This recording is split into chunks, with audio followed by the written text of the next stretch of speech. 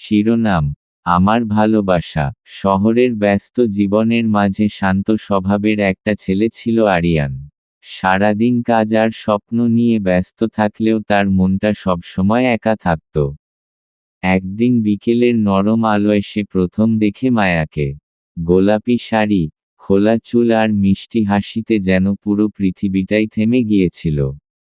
প্রথম দেখাতেই আরিয়ানের মনে অদ্ভুত একটা অনুভূতি জন্ম নেয়। ধীরে ধীরে কথা শুরু হয়। প্রতিদিন রাতে ফোনে গল্প, ছোট ছোট অভিমান আর হাজারো হাসির মুহূর্তে তাদের সম্পর্কটা গভীর হয়ে ওঠে। মায়া খুব সাধারণ মেয়ে ছিল। সে বেশি কিছু চাইতো না, শুধু চাইতো কেউ তাকে সত্যি ভালোবাসুক। আরিয়ানও তাকে নিজের জীবনের সবচেয়ে মূল্যবান মানুষ হিসেবে আগলে রাখত।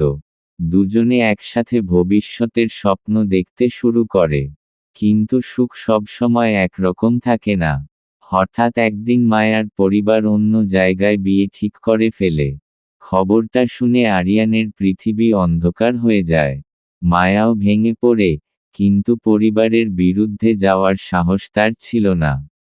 শেষবারের মতো তারা দেখা করে সেই পুরনো ফুলে ভরা রাস্তাটায়। চারদিকে নরম বাতাস আর ঝরে পড়া গোলাপি ফুলের মাঝে মায়া কাঁদতে কাঁদতে বলে, যদি কোনোদিন আমাকে ভুলে যাও, তবুও আমি তোমাকে ভালোবাসব। আরিয়ান চোখের পানি লুকিয়ে শুধু একটা কথাই বলেছিল, তুমি আমার প্রথম ভালোবাসা, শেষ ভালোবাসাও তুমি। তারপর সময় বদলে যায়, মানুষ বদলে যায়, কিন্তু কিছু ভালোবাসা কখনো শেষ হয় না।